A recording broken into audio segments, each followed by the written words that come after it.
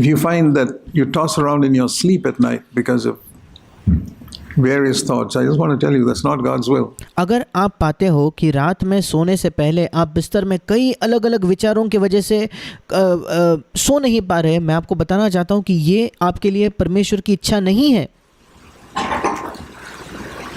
There remains, verse 9, a Sabbath rest 9वां वचन, एक सब्त का दिन अब भी बाकी है for the people of God. परमेश्वर के लोगों के लिए.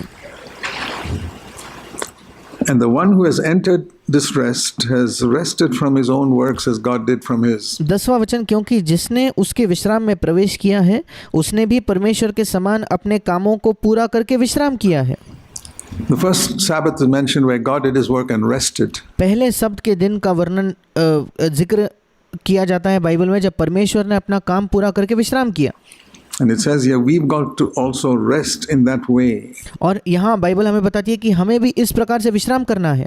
Believing that, you see, God created everything and Adam just on the seventh day, that was his first day. और इस पर विश्वास करते हुए कि परमेश्वर ने सब चीज़ों को निर्माण किया और फिर आदम को बनाया और सब्त का दिन ये आदम का पहला दिन था. He spent the whole day with God and आदम के पहले दिन में ही आदम ने पूरा दिन परमेश्वर के साथ बिताया enjoying everything that God had done. और जो भी परमेश्वर ने उसके लिए किया था उसका आनंद मनाते हुए आदम ने वो दिन बिताया. And that is a picture of how we are to be. That first Sabbath is a picture of how Christ has done everything for us. और ये एक चित्र है कि हमें किस प्रकार से जीवन जीना है. वो जो पहला सब्त है, सब्त का दिन था, वो एक चित्र है कि जैसे मसीह ने वो पूरा काम हमारे लिए कर दिया है. And our entering into that rest and living not just one day but all our life. और हम उस विश्राम में प्रवेश करते हैं और वहाँ केवल एक दिन के लिए नहीं बल्कि जीवन भर उसी विश्राम में हम जीते हैं. With the assurance that, first of all, the assurance that I'm not troubled by my past sin at all. इस आश्वासन के साथ सबसे पहला आश्वासन ये है कि मेरे अतीत के पाप से मुझे बिल्कुल भी तकलीफ नहीं होती.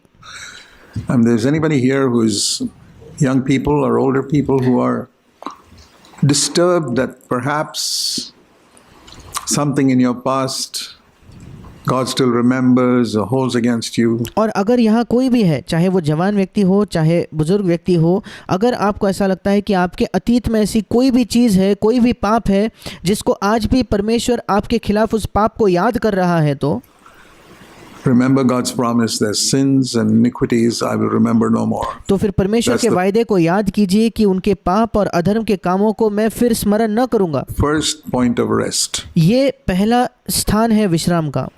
You got to be absolutely convinced. आपको बिल्कुल आश्वासित होना है that if you confessed your sin कि अगर आपने अपने पाप का अंगीकार कर लिया है तो and to the best of your knowledge set things right और आपके God and man, आपके जानकारी के अनुसार परमेश्वर के सामने और मनुष्य के सामने आपने चीज़ों को सही कर दिया है, तो God does not remember, and that means he doesn't hold anything against you about फिर परमेश्वर कोई भी पाप को आपके खिलाफ नहीं याद करता.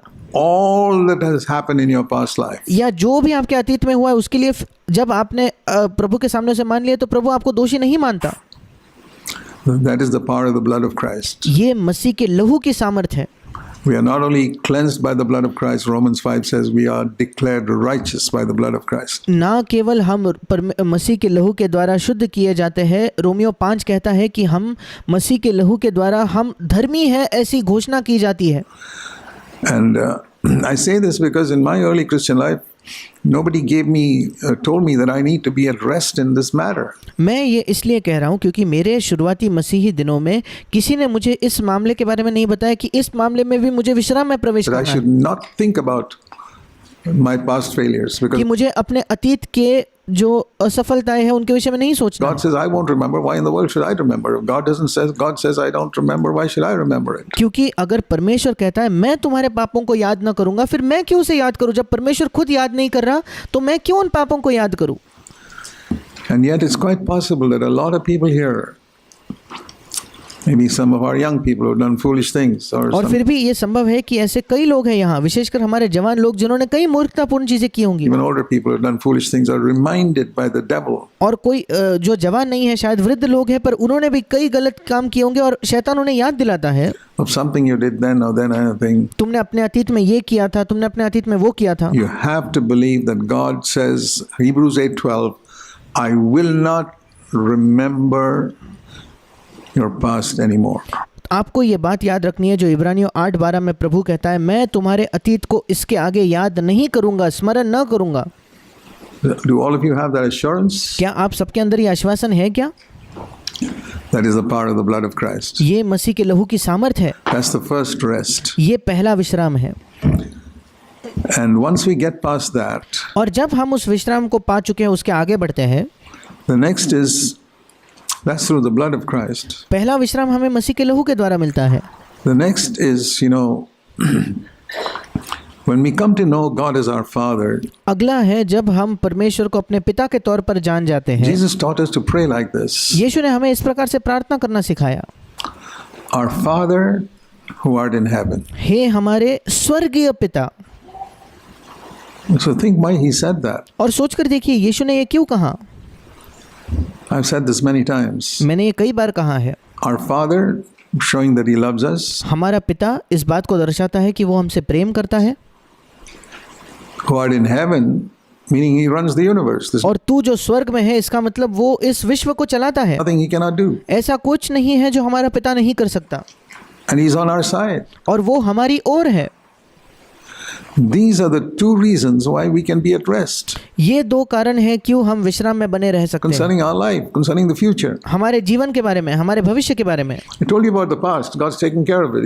He says, I won't remember it, so forget that. मैंने आपको अतीत के बारे में बताया कि शायद परमेश्वर उसे याद नहीं करता, परमेश्वर उसे भूल चुका है, और आप भी उसे याद मत करो। Now we look forward to the future. अब आप आगे भविष्य को देखिए।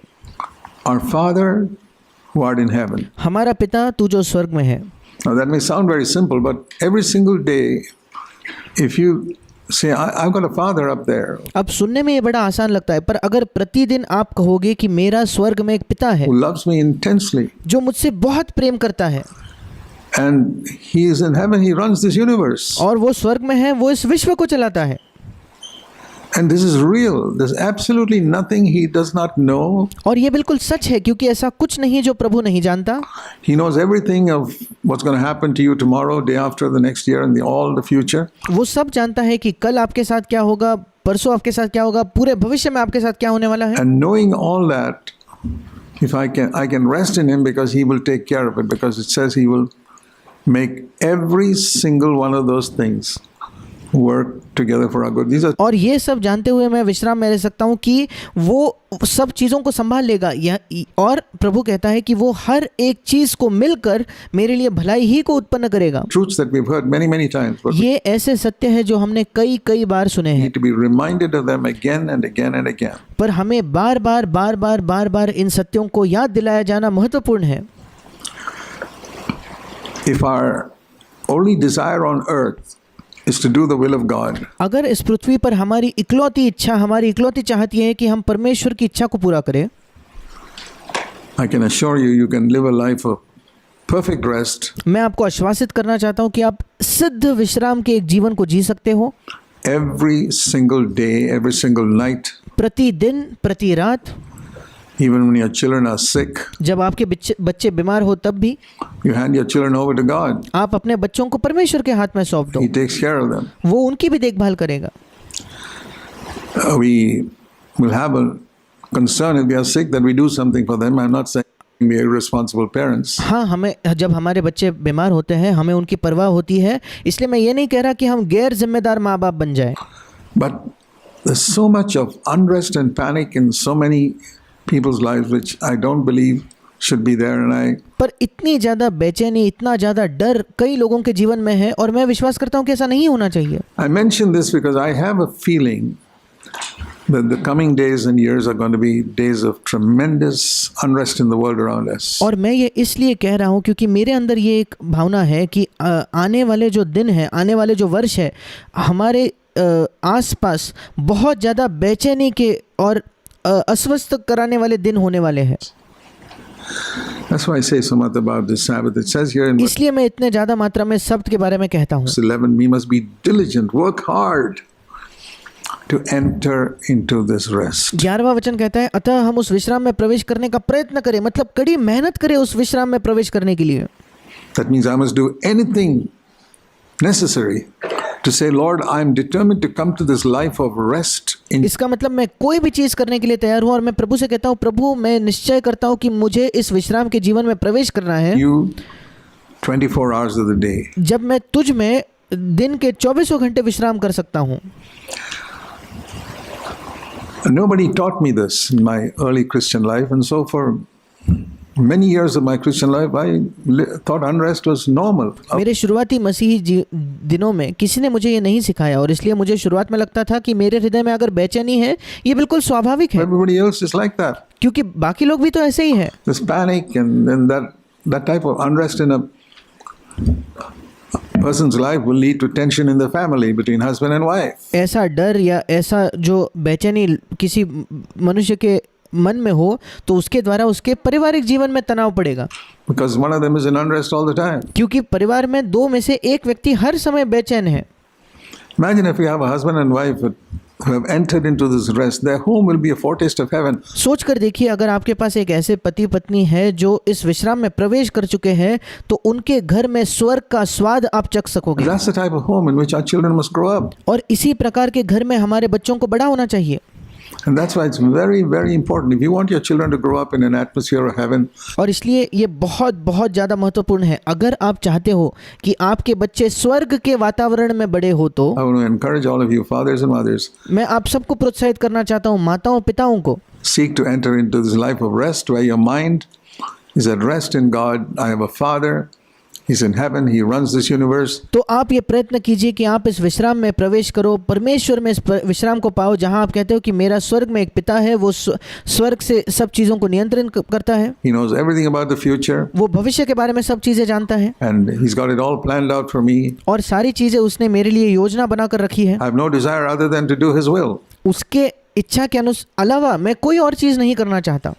I'm not on this earth to make money मैं इस पृथ्वी पर पैसा कमाने के लिए नहीं हूँ or to become a famous person or any such thing. Just या एक जाना माना व्यक्ति नहीं बनना चाहता, ऐसी कोई चाहत नहीं है मेरी। to do the will of God in my life. I have no other ambition. मेरी एक ही चाहत है कि मैं परमेश्वर की इच्छा पूरा करना चाहता हूँ, मेरी और कोई महत्वाकांक्षा नहीं है। And I want to seek for the power of His Holy Spirit to stay free from sin. और मैं उसके पवित्र आत्मा की सामर्थ को खोजना चाहता हूँ ताकि मैं पाप से स्वतंत्र रह सकूँ।